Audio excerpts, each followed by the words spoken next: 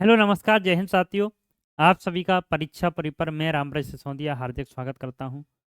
आज मैं मैथ का एक ऐसा टॉपिक आप लोगों के साथ डिस्कस करने जा रहा हूं जिसका आप जब भी कोई भी पेपर देने जाते हैं तो उस टॉपिक की आपको ज़रूरत पड़ती है।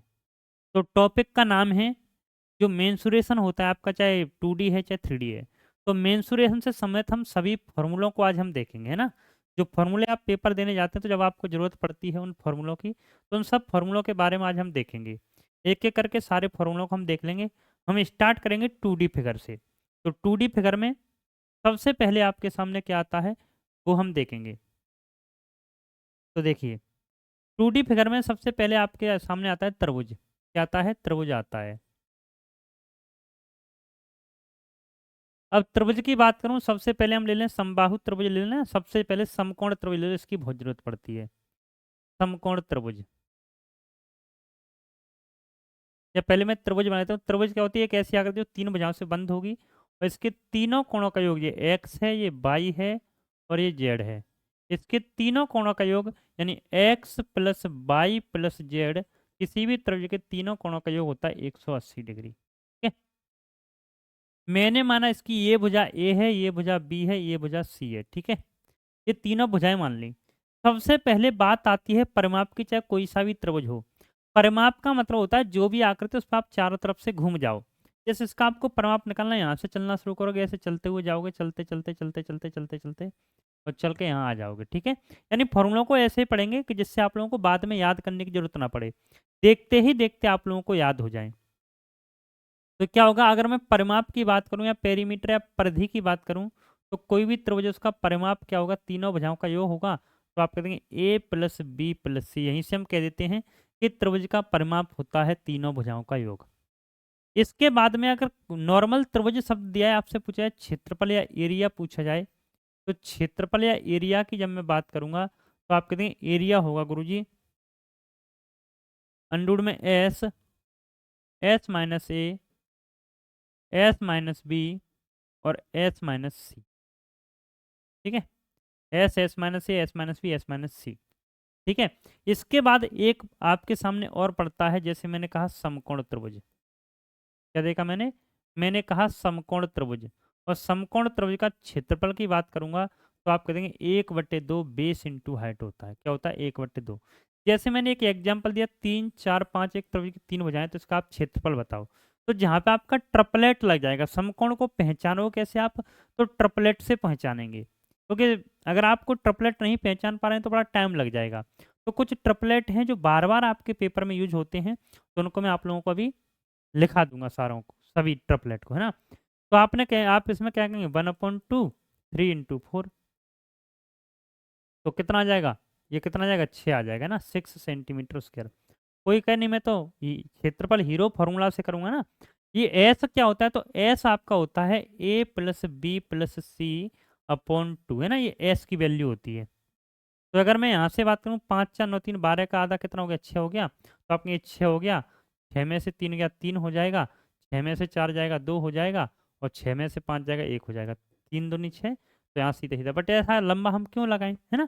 तो सीधा सीधा है क्षेत्रफल। जब आपकी तीनों भुजाएं अलग अलग हैं, कोई ट्रिपलेट लगा नहीं पा रहे हो, तब आप क्या लगाएंगे? हीरो फार्मूला लगाएंगे। हीरो फार्मूला क्या होता है? अंडर में S, S minus A, S minus B, S minus C. S की वैल्यू क्या होती है? A plus B plus C upon 10, तीनों भुजाओं के योग का आधा। समकोण त्रिभुज के क्षेत्रफल की बात मैं करूंगा तो 1/2 बेस इंटू हाइट। ठीक है। इसके बाद आपका आता है समबाहु त्रिभुज। कौन सा आता है? समबाहु त्रिभुज।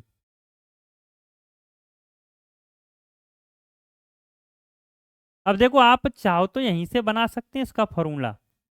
कहाँ से बना सकते हैं? हीरो फॉर्मूला से। देखो, बनाओगे तो बनाना सिखाऊं मैं। S, S minus A, S minus B और एस माइनस सी। बस थोड़ा सा लंबा पड़ जाएगा आपको। लंबा कैसे पड़ेगा? आप यहाँ से तीनों भुजाएं निकालेंगे तो 3/2 आ जाएगा, है ना। तीनों भुजाओं को जोड़ोगे 3/2। फिर आप यहाँ पे मान रखोगे। जैसे मान रखोगे तो देखो, एस की वैल्यू क्या है? 3/2 है। इसमें से आप क्या घटाओगे? ए घटाओगे हर एक में से, तीनों भुजाएं बराबर, तो माइनस के करोगे तो 3a में से 2a जाएगा तो कितना बचा? ए बचा। तो आपके A/2 ये भी बचेगा, A/2 ये भी बचेगा और A/2 ये भी बचेगा। तो यहाँ से आप कहेंगे कि डबल जोड़ा का एक जोड़ा निकलता है, तो ए और ए तो क्या हो गया, ए स्क्वायर हो गया, अंडर में 3 बचा। तो ये क्या है, एक दो ये, एक दो ये, तो ये आपका क्या आ गया, अंडर 3/4 ए स्क्वायर। इसी को आप याद कर लेते हैं समबाहु त्रिभुज का क्षेत्रफल। तो मैंने पूरा आपको निकाल के दिखा दिया कि आखिरकार होता कैसे है, अंडर 3/4 ए स्क्वायर, ठीक है। अगर यहीं पे मैं बात करूं, इसकी लंबाई पूछी जाती है आपसे, समबाहु त्रिभुज की लंबाई आपसे पूछी जाए, तो आपके अंडर 3/2 है, क्या होता है, अंडर 3/2 ए, ये इसकी लंबाई हो जाएगी। तो आपने समबाहु त्रिभुज भी पढ़ लिया। तो त्रिभुज में आपसे यहीं से पॉइंट बनते हैं। एक प्रश्न और पूछा सकता है जिसकी समबाहु त्रिभुज में, यानी रेडियस और रेडियस है ना, अंत्य त्रिज्या, परित्रिज्या और अंत्य त्रिज्या का रेशियो,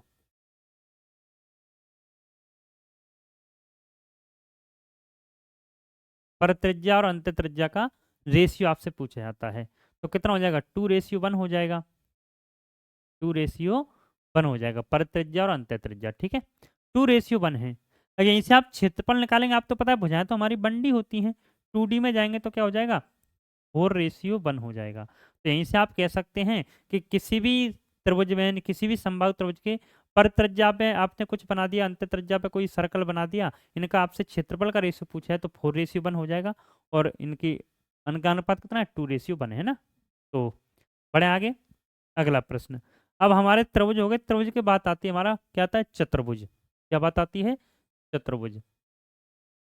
अब मैं चतुर्भुज की बात करूं तो आपसे पूछो चतुर्भुज क्या होता है, तो चार भुजाएं कोई सी कैसे भी करके आपने बंद कर दी ऐसे करके, है ना, ए बी सी डी, चार भुजाओं से बंद आकृति को हम क्या कहते हैं, चतुर्भुज कहते हैं।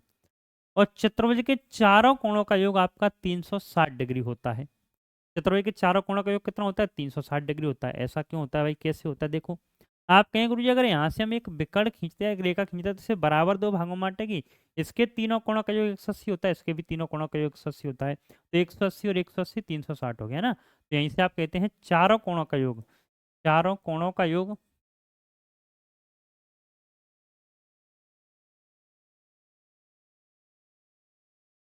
कितना होता है, 360 डिग्री होता है। कितना होता है, 360 डिग्री। अब आप और आगे की ओर चलते हैं। इसके बाद आपसे परिमाप पूछा जाए, परिमाप या पेरीमीटर पूछा जाए, तो मैं आप लोगों को बता चुका हूँ, परिमाप का तो सीधा सीधा फंडा होता है। परिमाप का क्या होता है, सीधा सीधा फंडा, कि यहाँ से आप चलना शुरू किए, जैसे ये भुजा ए है, ये भुजा बी है, ये भुजा सी है, ये भुजा डी है, तो चारों भुजाओं को आप जोड़ देते हैं, तो A plus B plus C plus D हो जाएगा। या तो आप लिख दो चारों भुजाओं का योग, चारों भुजाओं का योग। अब हम बात करते हैं एक एक आकृति की, ठीक है। तो सबसे पहली मैं आकृति आपके सामने लेता हूं, सबसे पहली आकृति मैंने ली, वर्ग लिया आपके सामने, क्या लिया, वर्ग,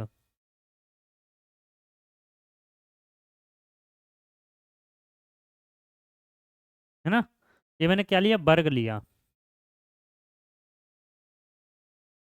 वर्ग में क्या होता है, प्रत्येक कोण आपका 90 डिग्री का होगा, ठीक है, प्रत्येक कोण कितने का होता है, 90 डिग्री का, और चारों भुजाएं बराबर होती हैं, ये भी ये भी ये भी ये।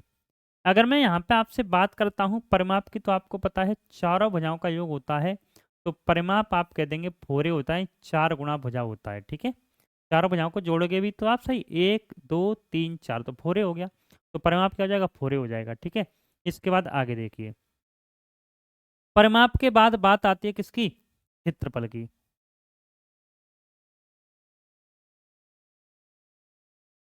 क्षेत्रफल इसका होता है भुजा वर्ग, क्या होता है, भुजा वर्ग, यानी ए पे वर्ग कर दोगे। इसके बाद विकर्ण की बात आती है, किसकी बात आती है, विकर्ण की। अब विकर्ण आपको पता है, यहाँ से एक रेखा खींचेंगे तो पाइथागोरस प्रमेय आप लगा देंगे, ये भी ये है, ये भी ये है, तो ये क्या हो जाएगा, √2a हो जाएगा। कैसे हो जाएगा ये मैं बताता हूँ अभी। आपको पता है कि a का वर्ग प्लस a का वर्ग और बराबर के k का वर्ग, ठीक है। तो a वर्ग 2a वर्ग हो गया, 2a वर्ग बराबर k, तो k की वैल्यू क्या आ जाएगी, √2a हो जाएगी, क्या हो जाएगी, √2a। अच्छा, ट्रिपलेट की एक बात मैंने पीछे की थी, ट्रिपलेट यहाँ पे मैं लिखा देता हूँ। जैसे जो त्रिभुज होता है 3 4 5 का ट्रिपलेट, और कौन से, जैसे 3 4 5 का ट्रिपलेट होता है, इससे आप पहचान लेते हैं कि हमारा क्या है, समकोण त्रिभुज है।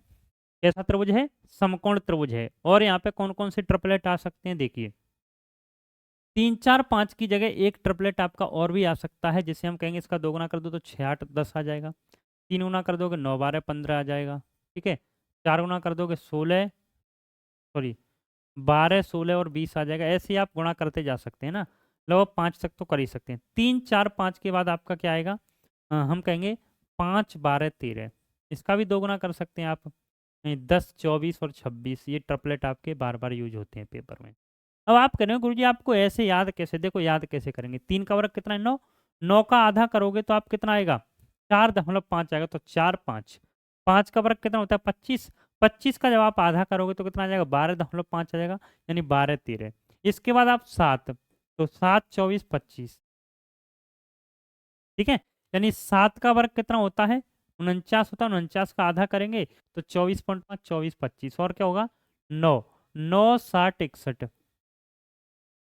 9 40 41 सॉरी 9 40 41 है। 9 का वर्ग 81, 81 का आधा करोगे 40.5, तो 9 40 41 ये आपका हो जाएगा।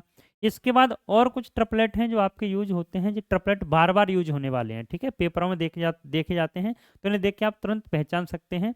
यानी लंब का वर्ग प्लस आधार का वर्ग बराबर कर्ण का वर्ग बराबरी कंडीशन है ये, है ना, इन संख्याओं पर होता है ऐसा, है ना, यही तो आपका है, यही ट्रिपलेट होता है। तो इनसे आप डायरेक्ट ये सब लगाने की जरूरत नहीं पड़ेगी, आपने पहचाना तुरंत ये बेस मान लोगे, हाइट मान लोगे, तुरंत क्षेत्रफल आप निकाल देते हैं त्रिभुज का। नहीं तो कभी कभी आपको बहुत टाइम लग जाएगा पेपर में। एक याद रखोगे 8 15 17, ठीक है, ये भी आपका ट्रिपलेट होता है। तो जो मेन ट्रिपलेट है वो मैंने आपको सारे के सारे लिखा दिए हैं, जिससे आप पेपर में सवालों को कर पाओगे। वर्ग हो गया। वर्ग के बाद बात किसकी आएगी, वर्ग के बाद बात आएगी आयत की। किसकी बात आएगी, वर्ग के बाद बात आती है आपकी आयत की।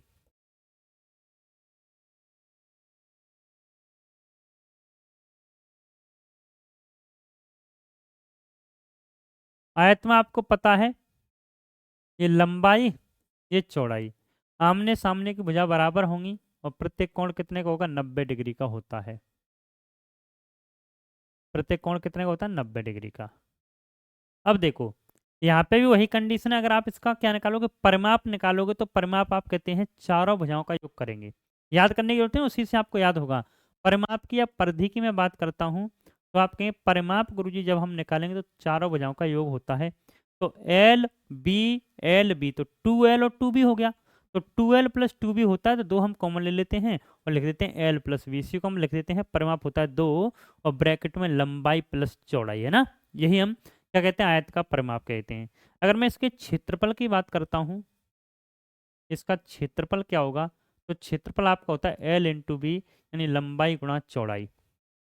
आयत का जो क्षेत्रफल आपका क्या होता है वो होता है लंबाई गुणा चौड़ाई। क्षेत्रफल के बाद बात आती है किसकी, आपकी परिमाप हो गया, क्षेत्रफल आ गया।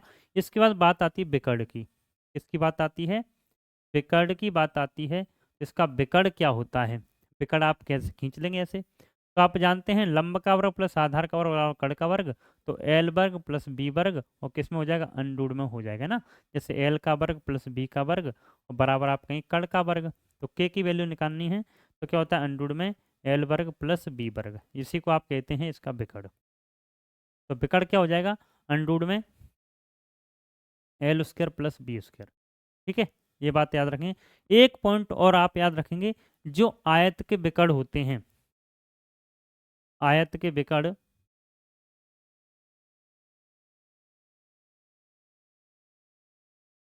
चलो ये ज़्यादा कंडीशन नहीं है ना, अभी हम मेन सूर्य नहीं पढ़ने, फिर तो ज्योमेट्री में घुसते चले जाएंगे।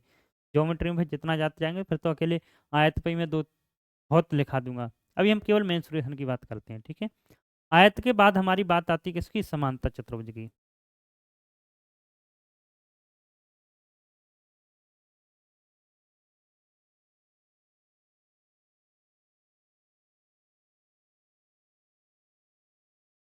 अब इसमें मैंने कहा कि कोई ऐसा त्रिभुज है, ऐसा ये एक्स है ये वाई है, ये एक्स है और ये वाई है, ठीक है। यानी परंतु क्या है कि इसमें कोण 90 डिग्री का नहीं है, तो आप कह देंगे इसका परिमाप की मैं बात करूंगा, तो दो इंटू संलग्न बना के 2x+y है ना, जो आप लिखना चाहो, या संलग्न भुजाओं का योग का 2 गुना, ऐसे कर दो। इसके साथ साथ जब हम क्षेत्रफल की बात करते हैं, तो इसका क्षेत्रफल आपका होता है बेस इंटू हाइट, यानी आधार गुणा ऊंचाई, आधार गुणा ऊंचाई। ठीक है। ये आपका समांतर चतुर्भुज का क्षेत्रफल होता है आधार गुणा ऊंचाई। जैसे मैंने कहा यहाँ पे मैंने ये कह दिया ये वाली भुजा ए है, ठीक है।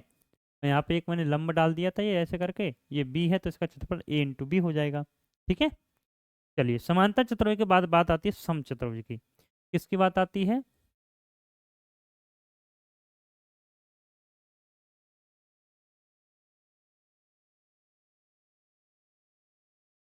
समचतुर्भुज। समचतुर्भुज का होता है, ये समचतुर्भुज को पहले मैं आपको समझाता हूँ। यानी ऐसी आकृति है जिसकी चारों भुजाएं कैसी हैं, बराबर हैं, परंतु प्रत्येक कोण 90 डिग्री का नहीं है, ठीक है। ऐसी आकृति जिसकी चारों भुजाएं बराबर हैं, आमने सामने भुजाएं समांतर भी होती हैं, परंतु प्रत्येक कोण आपका क्या नहीं होता, प्रत्येक कोण आपका सम 90 का नहीं होता। इसका अगर मैं परिमाप बात करूं तो परिमाप तो आपको पता है कि चारों भुजाओं का योग होगा यानी फोरे हो जाएगा। क्षेत्रफल इसका क्या होता है?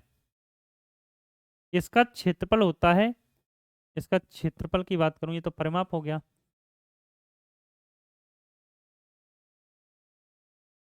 क्षेत्रफल की मैं बात करूं तो क्षेत्रफल आपका होता है 1/2 d1 इंटू d2 होता है, d1 इंटू d2 होता है। तो देखो एक बार सभी, एक कंडीशन और आप देखेंगे कि मैं पूछूं इसके जैसे मैंने बिकड़ खींच दी है ना, इसके बिकड़ एक दूसरे को समद्विभाजित करते हैं ना, तो हम कहेंगे समचतुर्भुज के बिकड़। यहाँ से बहुत पॉइंट बनते, बहुत प्रश्न बनते हैं, अच्छे से देख लेना। समचतुर्भुज के बिकड़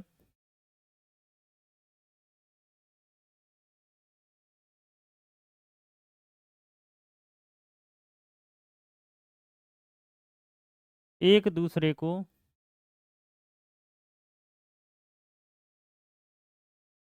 समद्विभाजित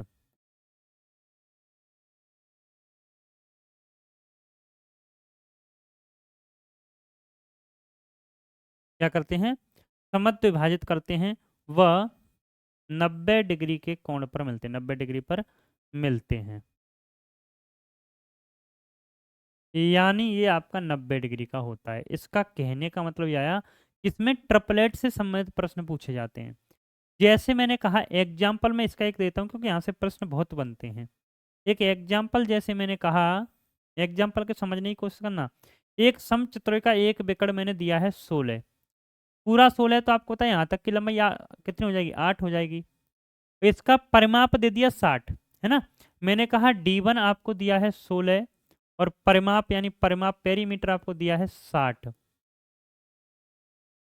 तो d2 बराबर क्या होगा, ये आपसे पूछ लिया सवाल में ना, और कुछ पूछ सकता है, या आपसे क्षेत्र भी पूछा सकता है, तो आप कह देंगे कि d1 इंटू d2, है ना। क्या कह देंगे, d1 इंटू d2।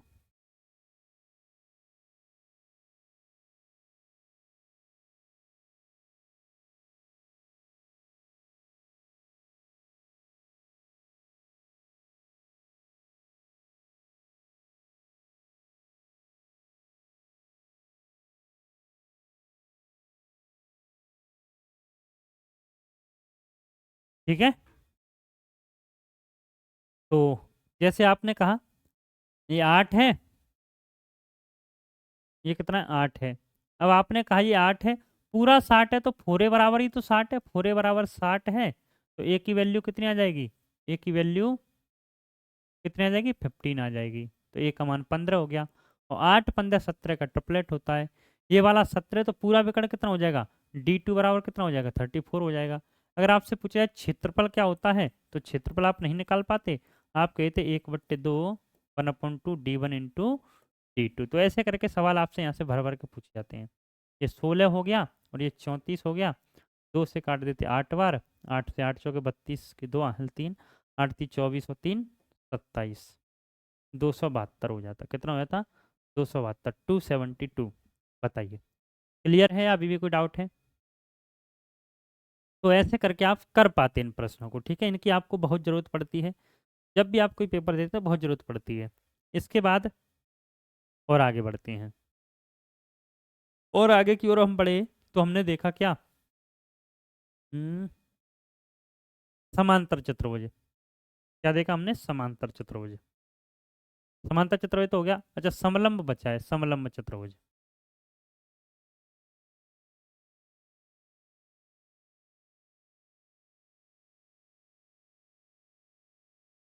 समलंब चतुर्भुज।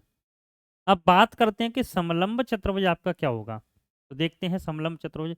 समलंब चतुर्भुज मैंने कहा ऐसे कोई आकृति, इसकी आमने सामने की भुजा समांतर तो है पर बराबर नहीं है ना, बराबर नहीं है। ये ए लिख दिया, ये बी लिख दिया, ये सी लिख दिया, ये डी लिख दिया, ठीक है। यहाँ पे डॉट डॉट करके कभी हम लंबाई यही खींच लेते हैं, जरूरत पड़ती है तो, है ना, सवाल को बनाने के लिए। तो इसकी परिमाप की मैं बात करूँ, किसकी बात करूँ, परिमाप की। तो परिमाप तो आप कह देंगे A plus B plus C plus D होता है, यानी चारों भुजाओं का योग आपका परिमाप होता है। इसके बाद हम बात करें क्षेत्रफल की इसकी। इसका क्षेत्रफल क्या होता है, इसका क्षेत्रफल होता है 1/2 समांतर भुजाओं का योग, जो समांतर भुजाओं का योग, समांतर भुजाओं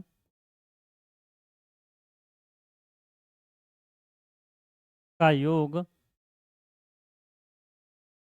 इनटू हाइट, ठीक है। जो ये वाली हाइट है ना, ये एच, ये एच एच ऐसे करके दे दी। तो क्षेत्रफल का एक बटे तो समांतर भुजाओं का योग इनटू हाइट। तो हमने क्या क्या पढ़ा, हमने पढ़ लिए त्रिभुज पढ़ लिए, और हमने क्या पढ़ लिया, और हमने चतुर्भुज पढ़ लिए। इसके बाद बात आती है आपकी आगे की। तो आगे मैं बात चलता हूँ, अब हम बात करते हैं वृत्त की। किसकी बात करते हैं, वृत्त की, यानी सर्कल की बात करते हैं। तो वृत्त की मैं बात करूँ तो सबसे पहले वृत्त के बारे में कुछ बेसिक पॉइंट मैं बताता हूँ आपको। ये एक सर्कल है, सपोज है ना, एक सर्कल है। इसका ये आपका कोई बिंदु है, यहाँ से होकर ये रेखा जा रही है, ये आपका व्यास है ना, व्यास है। और ये इसमें क्या होती है, जीवा होती है। ये आपका व्यास है, ये जीवा है। तो व्यास और जीवा में क्या अंतर होता है, व्यास होता है परिधि से परिधि तक की दूरी, है ना। जैसे परिधि से परिधि तक की दूरी जो केंद्र से होकर जाए, केंद्र ओ है। और जीवा क्या होती है, परिधि से परिधि तक की दूरी। परंतु जो वृत्त की सबसे बड़ी जीवा होती है उसी को हम व्यास बोल देते हैं, ठीक है। सबसे बड़ी जो जीवा होगी ये व्यास होगा। इसके बाद यहाँ से सवाल आपका क्या बनता है, आप देखेंगे इसका मैं अगर बात करूँ परिमाप की, परिमाप या परिधि या पेरीमीटर या परिधि। तो परिधि आपका हो जाएगा 2πr, क्या हो जाएगा, 2πr हो जाता है। इसके बाद में इसका क्षेत्रफल की बात करूं, किसकी बात करूं, क्षेत्रफल की, तो हो जाएगा πr² हो जाएगा। यहीं से आपसे पूछा सकता है त्रिज्य खंड का परिमाप या क्षेत्रफल, तो उसे भी हम अभी देखेंगे। जैसे मैं कहूं इसमें त्रिज्य खंड निकाला मैंने, ये एक वृत्त था, ठीक है। इसमें ऐसे करके मैंने एक बनाया, ये कितने का, 60 डिग्री का। मैं इससे आपका परिमाप भी पूछ सकता हूँ, ये त्रिज्यखंड मैंने बना दिया। इस त्रिज्यखंड का मैं आपसे परिमाप भी पूछ सकता हूँ, मैं आपसे क्षेत्रफल भी पूछ सकता हूँ, कुछ ही पूछा जा सकता है।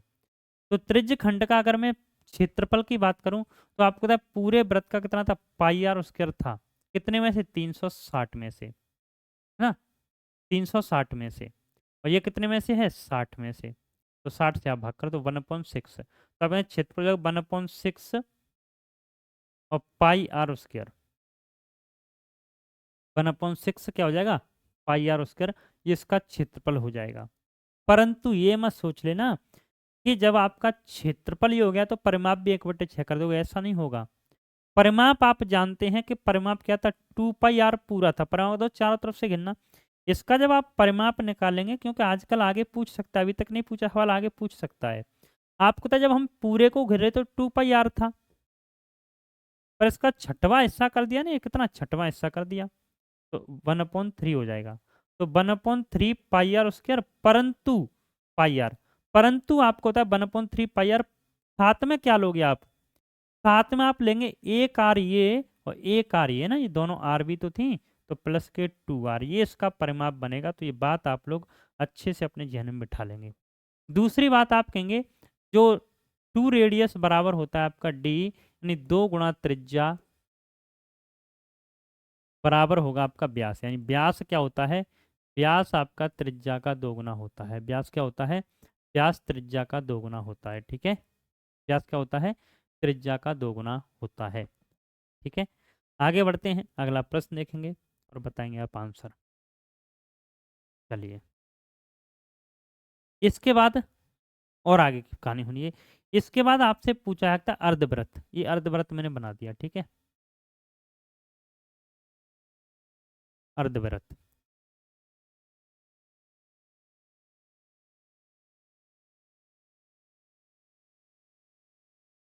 अर्धवृत्त।